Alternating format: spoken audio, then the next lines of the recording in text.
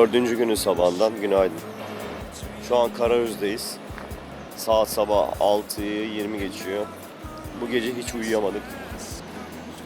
Benim çadırım terleme yaptı. İçerisi sırılsıklam. Dışarıya çıktım, orada uyumaya çalıştım. 2-3 saatlik uykuyla duruyorum. Yasin de hiç uyumadı. Bir yolumuz var. Günaydın herkese. Dalga sesi inanılmaz etkiliyor insanı. Ya mesela hani dışarıdaki doğa sesi bile, mesela Alakilise falan, ne kadar keçi sesi o, ama uyuyorsun. Sürekli bu şey böyle iyi gelmiyor yani. O yüzden seçeceğiniz kamp belki böyle bir tık arkada ya da bilmiyorum, sessiz bir yer olmalı. Benim şahsi fikrim. Ben bu arada şortumu yıkadım. Tek şortum oydu. Yedek almadım yanıma. Pijamayla yürüyeceğim.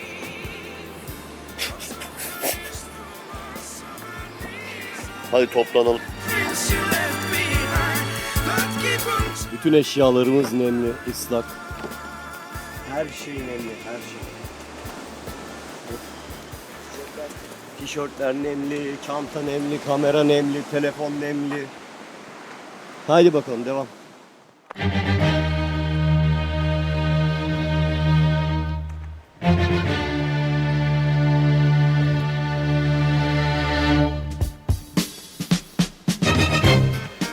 Yasin dün gece hiç uyuyamadı. Sabah kalktı bana diyor ki ben diyor gece hiç uyuyamadım diyor. Niye dedim? Yatmadan önce Likya grubundaki yorumları okudum diyor. Bizim bu parkurla ilgili yazılan yorumlar korkutmuş bunu. İşte birisi şey yazmış, ya burası çok zor, 20 kilometre, çok uzun, çok erken kalkmanız lazım. En geç 7'de yola koyulmanız lazım. Su sıkıntısı olan bir yol, suyunuzu tedarikli alın falan filan, neyse. Bu bayağı korkmuş.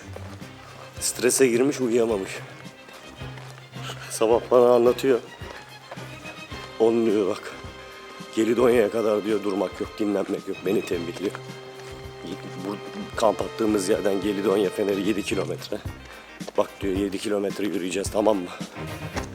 Oraya gidene kadar dinlenmek yok. Şimdi bakıyorum hiç durmadan atlı kovalamış gibi yürüyor. 200 metre var aramızda. Sabah bir sürü takviye ilaç attı. Enerji barından yedi falan. Bayağı stresli. Yağmur da var bugün. Yani yolu bitiremeyip doğada kamp atmak zorunda kalmaktan korkuyor. O istiyor ki akşam gidelim kampinge, duş alalım. Ya bunlarla doğaya çıkıyoruz işte. Sürekli kendini kokluyor böyle. Böyle bak.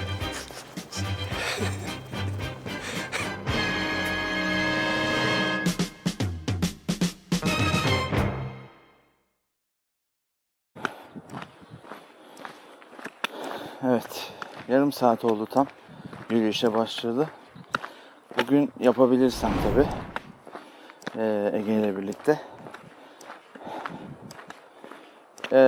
İnterval vardır antrenmanda. 5 dakika koş, 1 dakika dinlen, yürü, yavaş koş. 3 dakika koş, 1 dakika yavaş koş. İnterval denir. Bu tarzda bir yürüyüş yapabilirsek, atıyorum 50 dakika yürü, 10 dakika dinlen. Zannedersem Korsan Koyu burası. Çok çok güzel. Tam bir koy, Akbük gibi. Ege yaklaşık 4-5 dakika arkamda. Yavaş geliyor. Ben şimdi şu hızımı almışken inişi de bitireyim. 8'i 5 geçe gibi bir mola vereceğim. 10 dakikalık ya da 5 dakikalık. 8'i 10 geçe yürümeye tekrar devam edeceğim ikinci etapta. Görüşmek üzere.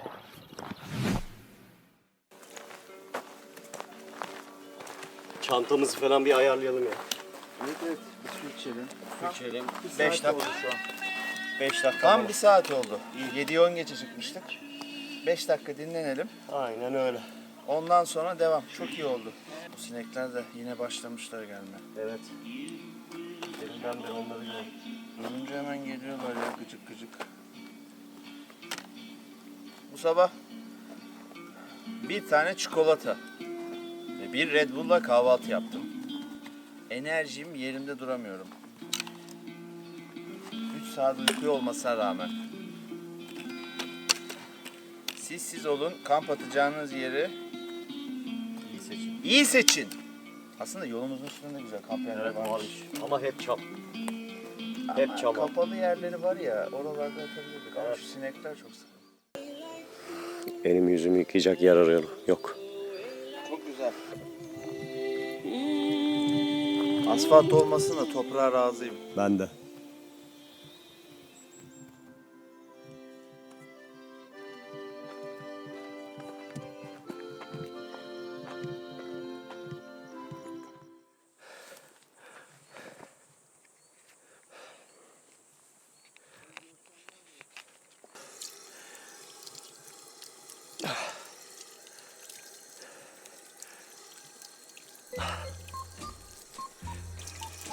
O ne ya? İçmedin değil mi? Yok içmedi. Bembeyaz su. Kireçli. Rakılı. Bakayım. Göster bakayım suyu. Hayrat diyorsunuz da dayıcığım. suya. Rakılı su veriyorsunuz ya. Oğlum rakı bu. Evet. Tamam işte. Yöresel. Senin gibi yobaz mı millet? Hayrat dediğim böyle olur burada. Burada hayrat bu. Şöyle bezimi de güzel katlayayım da karım bana kızmasın. Güzel güzel katlayalım. Her yeri eşit olsun. Güzel güzel katlayalım. Sonra sevgili eşim bana kızıyor. Sonra kaynanasına şikayet ediyor. Haydi gidelim. Bak yemiş yemiş çöpünü oraya atmış. Organize işler bunlar. Bırırır. Ne oldu? Bak çöp var orada. Çöp atmış. Bak, hayratın içine şuraya. Çeşme.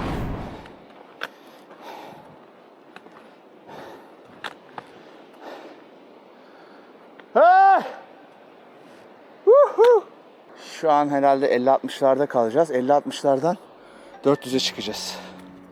Muhteşem Ege. Burada biri daha ölmüş. Ne yazıyor? Bu nar ağacı 5 Eylül 2022 tarihinde Likya yolu turunda kaybolup Likya yolu yürüyüşünde hayatını kaybeden 2 kişinin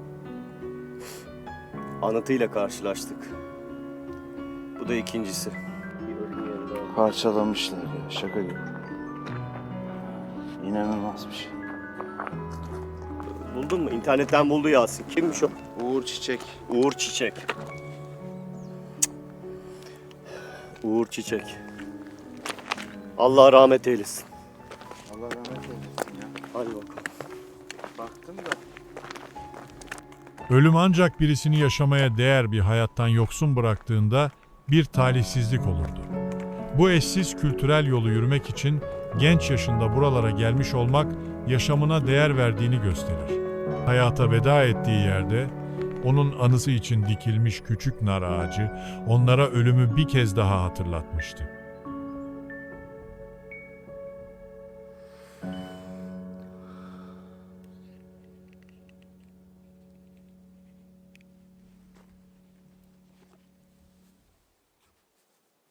Evet. Sonunda Gelidonya Feneri'ne ayrılan ayrıma geldik arkadaşlar. Gelidonya Adrasan yürüyüş rotasını gösteriyor. Yaklaşık 15 kilometre uzunluğunda olup 1972 yılında milli park olarak ilan edilen çıkarlık bir alan. Zorluk yazıyor en altta, zor diyor.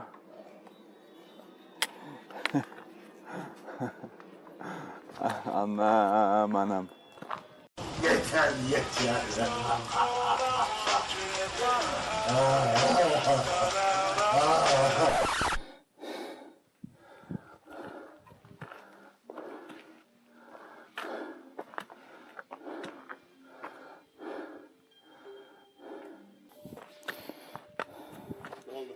Bir şey yok. Evet. Etçük tırmanıcı yük.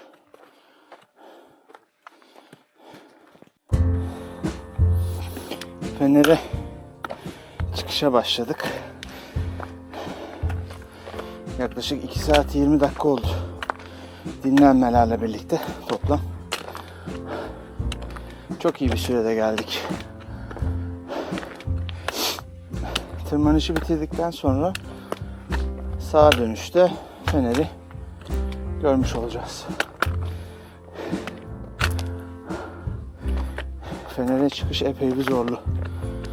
Onu belirteyim. Kaptan! Nasılsın, iyi misin? İyi, sıkıntı yok. Tamam, devam. Küçük adımlarla Evet. Fener'i zikzak. Fener'i görene kadar devam.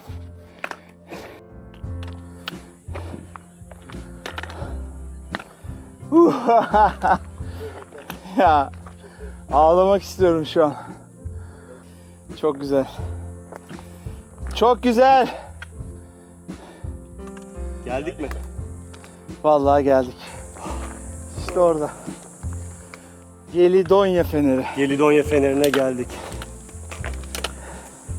Türkiye'nin en yüksek rakımlı Saat 26 dakikada geldik. deniz fenerine geldik. Kaç saate geldik? 2 saat 26 dakikada geldik. 2 saat 26 dakikada geldik. Dinlenmelerle beraber. Karayüz'den. Ve burada 45 dakika mola vereceğiz.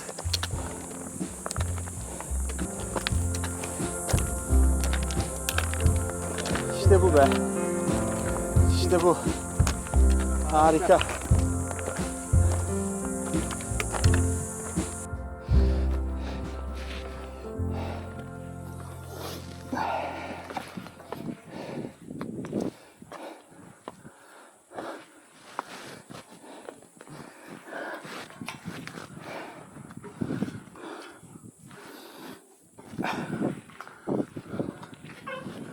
Atını yitirmiş kovboyu ne işin var burada?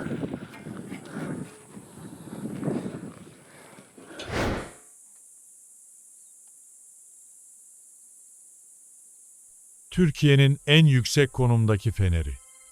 Gelidonya Feneri. Rakım 227 metre.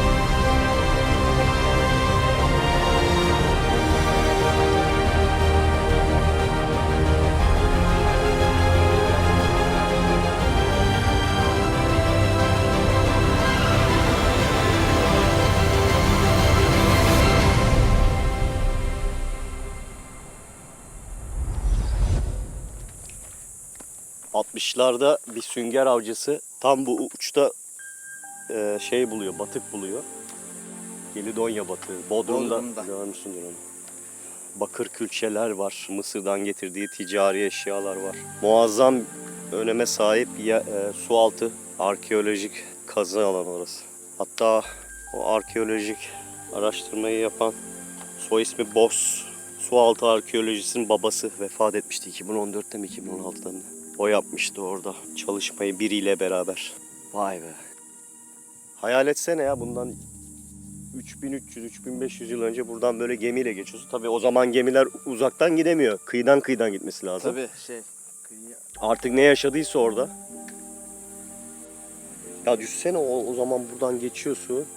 Batıyor. Belki de kurtuluyorsun. Sonra buraya karaya çıkıp tırmanıyorsun. Nereye gidiyorsun? Vay be. New Yorklu bir foto muhabiri olan Peter Throckmorton'un yolu 1958 yılında bir şekilde Bodrum'a düşüyor.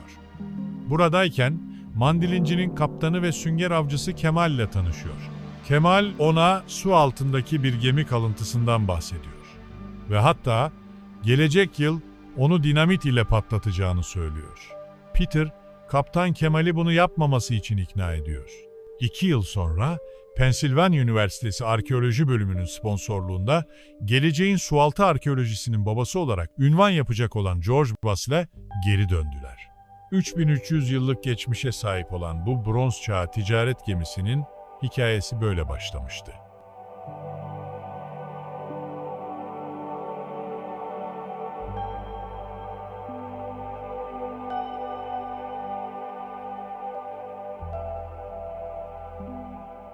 Kaptanın seyir defteri. Suriye'den 14 metre uzunluğundaki teknemle Doğu Akdeniz'e doğru sefere çıktık. Kıbrıs'a uğrayarak yaklaşık 1 ton kadar madeni yük aldık. Öküz gönü şeklindeki külçeler hasırlara sarılıp dikkatlice kümelendi. Tunç aletleri ve kırık parçaları sepetler içine koyduk. Bunların altına tekneyi korumak amacıyla çalılar ve dallar yerleştirdik. 5 kişiden oluşan mürettebatın ileri gelenleri, geminin kıçında tek bir yağ kandiliyle aydınlatılan davlumbazda oturuyorlar. Güvertede birkaç saat sonra ulaşacağımız bir yakın doğu limanında yapacağım ticarete hazırlanıyorum. Cebimde resmi işlerde kullandığım babamdan kalan silindir mühürüm var. Taş örsler ve topuzlar geminin bir köşesinde duruyor. Gemicilerimden bazıları, biley taşı ile satışa sunulacak aletleri bileyleyip parlatıyorlar. Anadolu kıyılarında Gelidonya burnuna doğru yol alıyoruz. Batı akıntılarıyla rüzgara çok dikkat ediyor ve kıyıyı takip ederek seyrediyoruz. Denizciler için çok tehlikeli olan Beşadalar yöresinden gitmek zorundayız. Karaya yakın 2 ada arasından geçerken şiddetli akıntının etkisiyle gemicilerin topuk diye adlandırdıkları deniz yüzeyinden görünmeyen kayalığa çarptık ve suyun 28 metre derinliğine gömüldük. Dalgalar yüzünden karaya zor çıktık. Uzun bir yürüyüşten sonra küçük bir Hikya köyüne ulaştık ve oraya sığındık.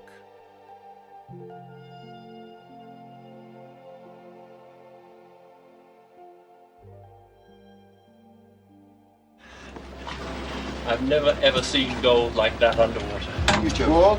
I have never ever. Where? I've never ever. Are you serious? I am not joking. Shipwreck discovered off the coast of Turkey by a sponge diver has turned out to be the oldest wreck ever found. Ship that sank off the southern coast of Turkey 1,400 years before the birth of An Christ. archaeologist in Washington today called the new discovery deep under the sea the most exciting and important ancient shipwreck found in the Mediterranean. It may answer many questions about early civilization.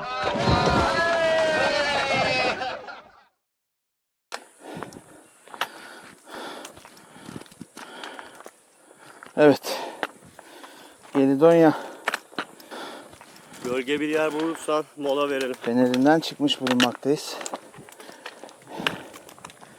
400-450 arası bir yüksekliğe çıkacağız. 250 metredeydik. Dik bir yamaç olacak. Adrasan'a 13 kilometremiz var. Yorucu böyle 2 tane yokuşumuz olacak. O parkurları da tamamladıktan sonra iniş de bir hayli dik olacak Adrasan'a. Güzel çıktık. Egeciğim 10.50 11 desek 10.56 11 Adrasan'a 2-3 gibi inersek İnşallah. denize girmeye fırsatımız 2-3 olacak. çok zor. Ben inanmıyorum. Ben inanıyorum kardeşim. Yemeği yemeyelim o zaman. Ya öyle öğlen Ben hiç aç değilim. öğlen durmayacağız zaten. 10 dakika yine Gelidonya'dakinin 3'te Değil de bir yarım saat duralım. yarım saat de durmayacağım.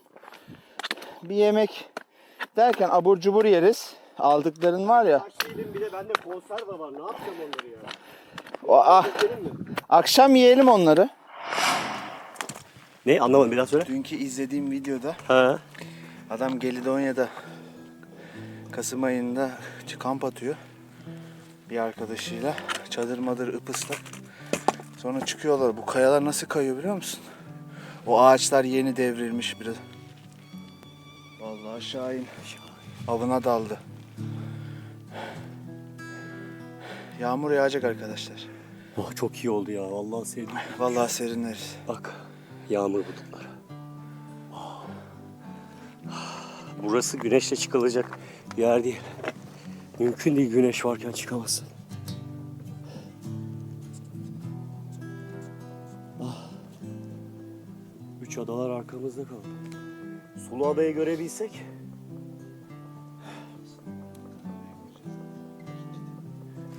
Onu arkamıza alsak zaten.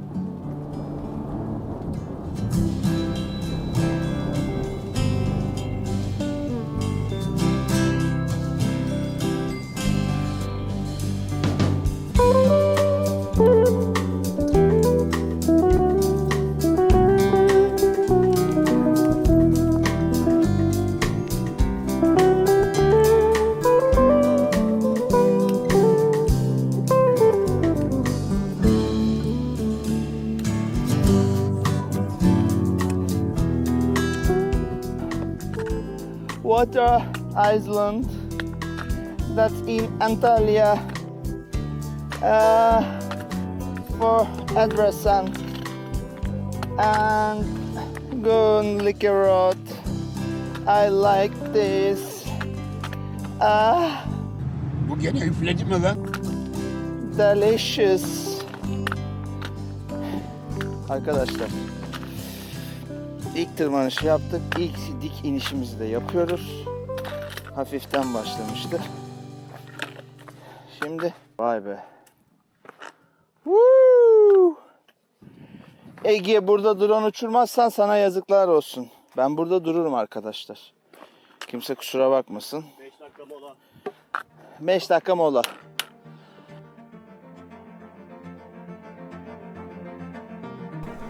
Abi şuranın güzelliğine bakar mısın ya?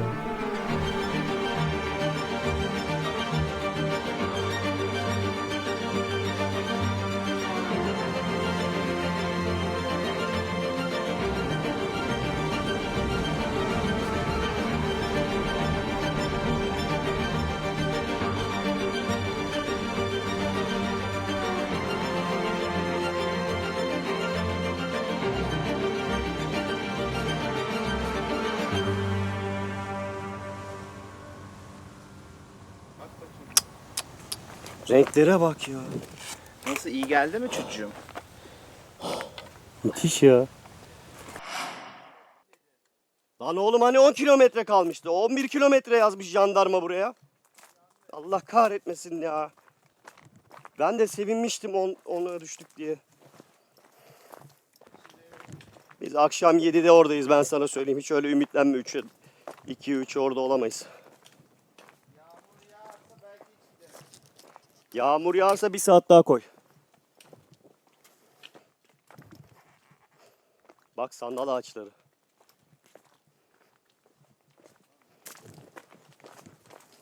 Vay be, ne kadar enteresan. Kabukları dökülmüş. Patates gibi soymuşlar vallahi.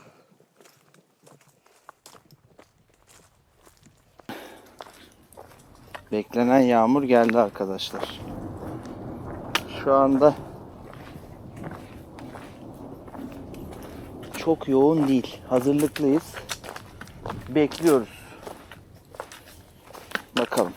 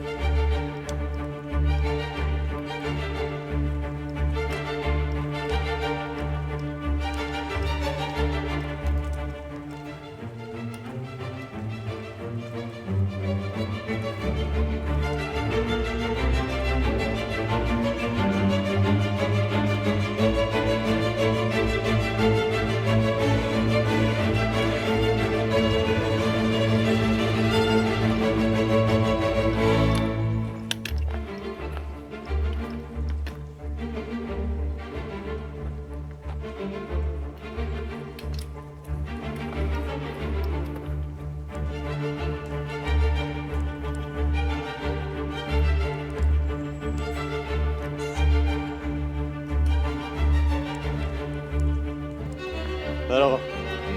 Sağ ol, teşekkür ederim.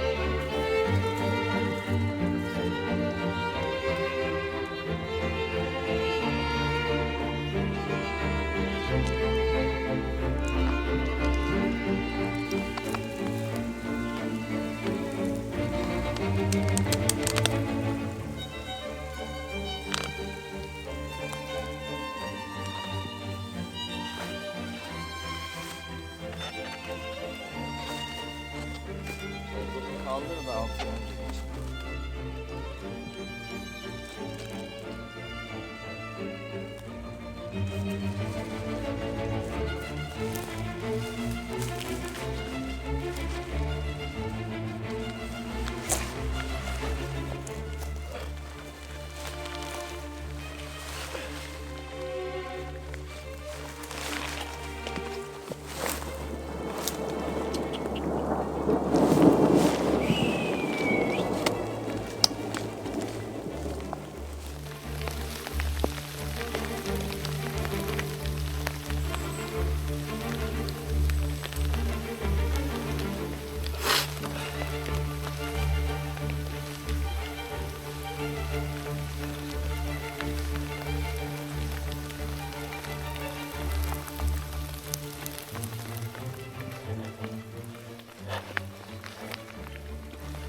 Nasıl geçeceğiz? Ağaca bak, kökünden kopmuş. Vay.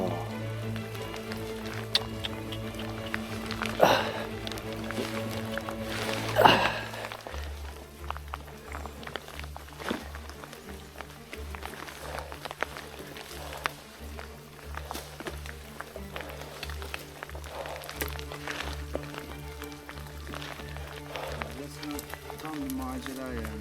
Nasıl geçeceksin? Ne bileyim ben.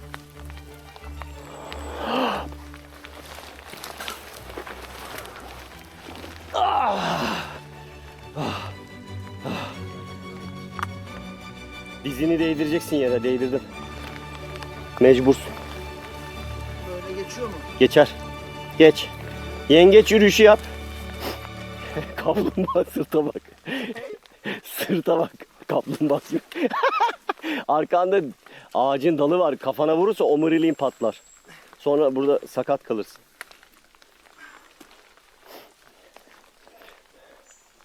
Bunlar da yıkılmak üzere.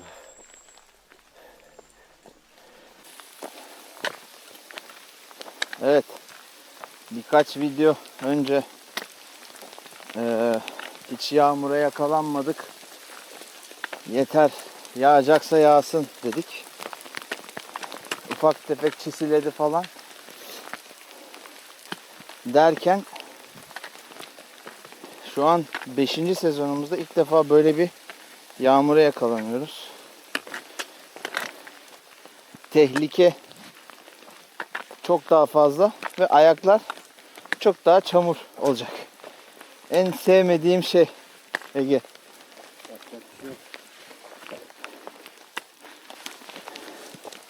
Bu bizi biraz yavaşlatacak. Arkadaşlar, korktuğumuz başımıza geldi.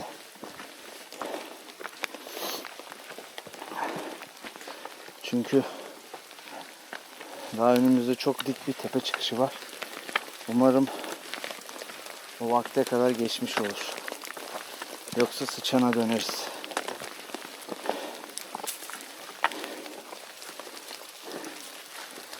Bu da farklı bir deneyim oldu işte Egeciğim.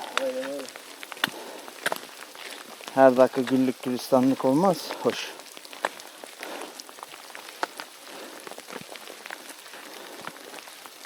Serin serin gidiyoruz. Evet.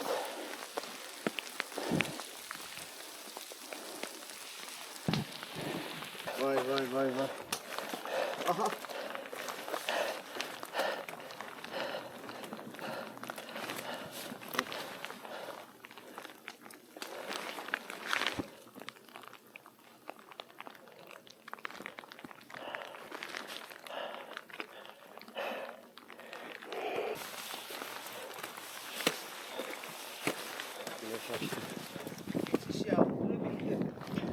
Güneş açtı ama bir daha yağabilir.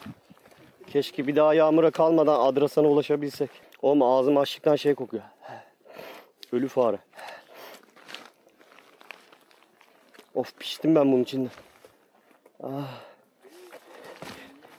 Bak, bu yolun sonu kendimizi güzel bir yemekle ödüllendirmek olması lazım. Hak ettik artık. Değil mi ağaç kardeş? Oğlum bu ne ya? Ağaç mezarlığı gibi.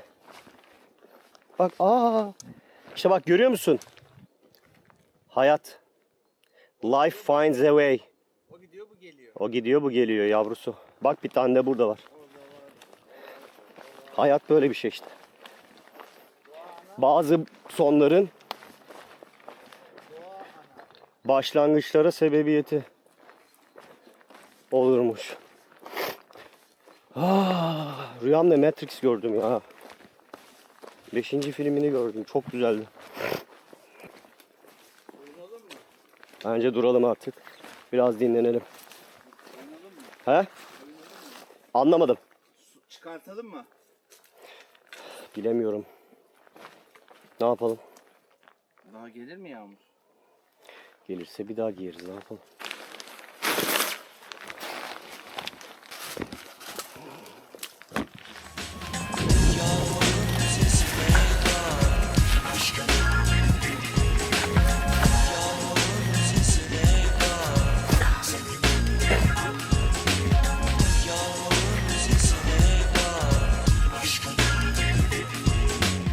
ben yine ıslahım lan.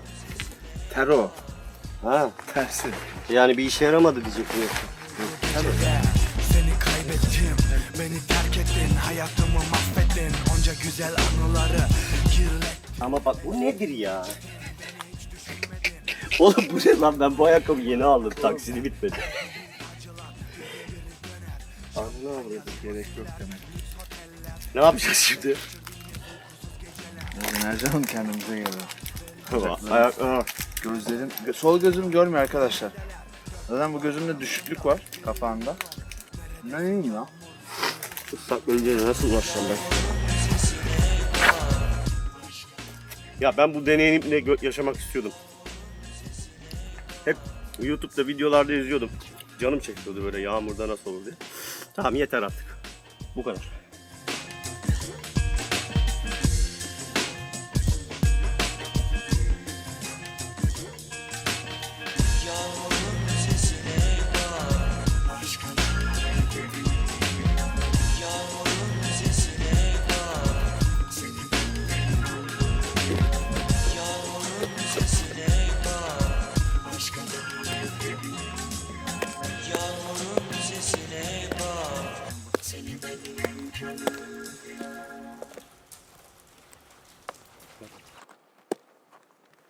Şöyle yapacağız arkadaşlar. 1, 2, 3.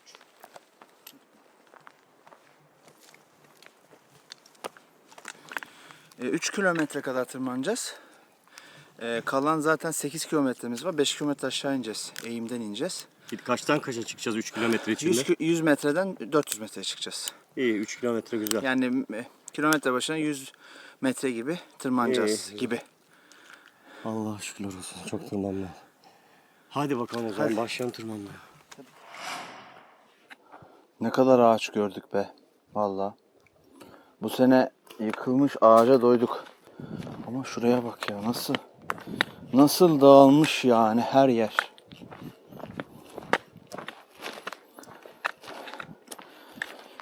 Bir şey söylemek istiyorum arkadaşlar. Bazen diretiyoruz böyle, dinlenmeyelim. İşte akşam olmadan varalım vesaire. O uzun soluklu dinlenmeler böyle bir yenileme getiriyor, enerji katıyor. Yağmurda tek düşündüğüm şeydi. Bütçemize uygun bir bungalov, pansiyon, o tarz. Temiz bir yer olsa da bir an önce atsak kendimizi. Şu çantadakileri boşaltsak, kurutsak. Şimdi Hep onu düşünüyordum yağmur yağarken. Çünkü durmazsa. moral düşüyor. Yolu unutuyorsun, artık bitimini hayal ediyorsun. Bir an önce bir Bravo. pansiyon bir şey olsa da. Çok güzel özetledin. Şimdi Aynen. ama o yok şu an mesela. Aynen. Şu an o şey oldu, o duygu gitti. Şimdi kuru elbiselerimizi giydik. Dediğim gibi vücudumuzu, elimizi, yüzümüzü ıslak mendillerle temizledik. Tabii doğadasınız yani.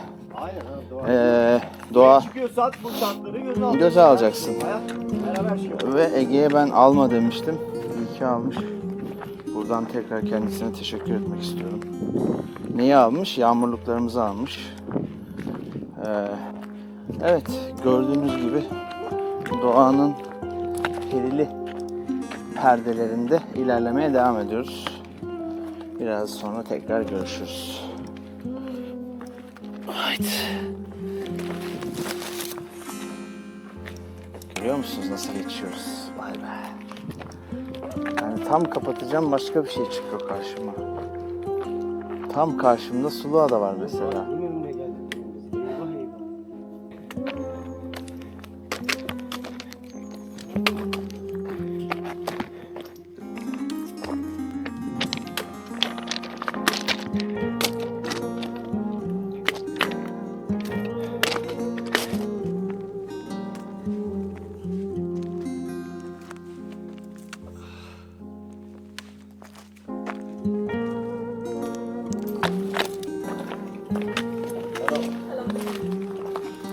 Hello again. Hello again. Adamlar medeni. Hello diyorsun. Hello again diyorsun. Bizde olsa. Selamünaleyküm diyorsun. Cevap bile vermiyor buradaki ayılar. Karaöz'de Medeniyet ya. markete girdik. Selam verdik. selamünaleyküm dedik yani bu Allah'ın selamı. Adam bön baktı suratıma. Hayır tepki koyarsın olabilir ben anlarım. Ben mesela anlarım onu olabilir. Adamın dünya görüşü terstir, ateisttir. Ama merhaba. Merhaba de değil mi? He yani cevap ver ayı. Ateist sen de ateistini bil lan. Yoksa. De. Ya bu ne abi biz nasıl geçeceğiz buraları ya? Yokuşu anladık. Yağmuru anladık. Hadi zor engebe de. Nasıl geçeceğiz abi? Ha şuradan. Ha.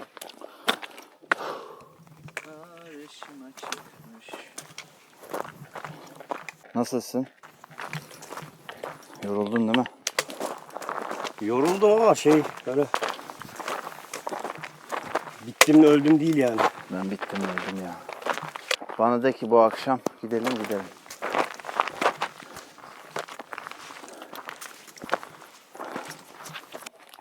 Oy! Ay yoruldum artık gerçekten. Ağaç altından geçmek. Ağacın neyi bu acaba?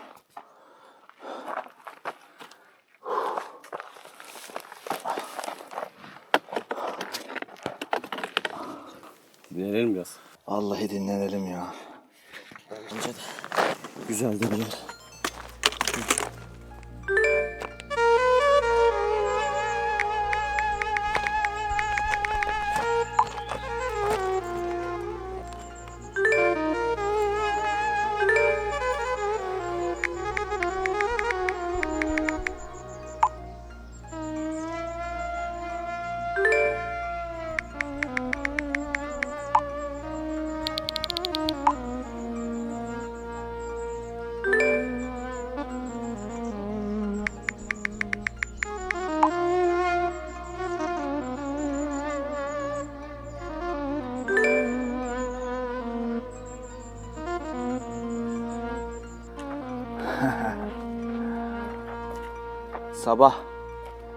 Sabahki şeyi hatırlıyor musun? Zor. Ha bu mu zor ya? Lan çerez. Yalarım. Biz bunu yedik aslanım. Artık bize zor gelmiyor. Şimdi kondisyon da var çünkü artistik yapıyoruz ama. Buradan gideceklerin Allah yardımcısı olsun. Ne dedin? Su mu içilir mi diye soruyorsun. Oğlum sen her gördüğün suyu içer adamsın. İç bir. Ben senin gibi bir adam görmedim ya. Her gördüğü suyu içiyor adam. Oğlum çocukluğumuzda da öyleydi. Bahçeyi Çocukluğumuzda da öyle diyorsun da. Çocukluğumuzdaki. Çok güzel. He? Çok güzel. Vallahi mi? Ben de bakayım biraz. Şeker atmışlar içine. Ne diyorsun ya? Gördün mü? Bizde her şey Şekerli oğlum bu su. olur. Evet.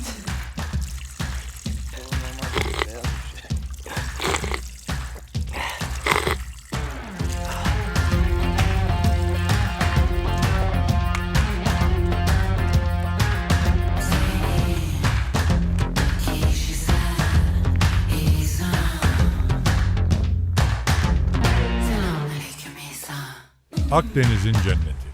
Adrasan. Rakım deniz seviyesi.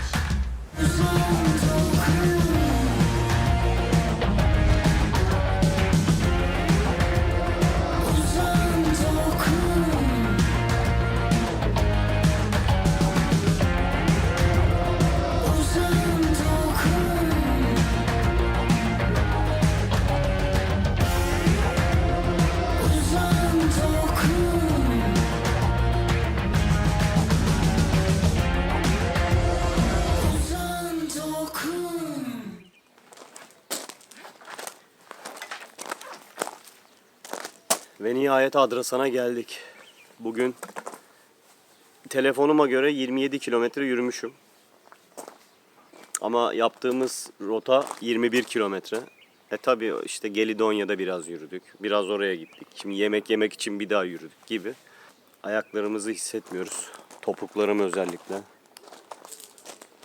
Yasin şu an duşa girmekten başka hiçbir şey düşünmüyor.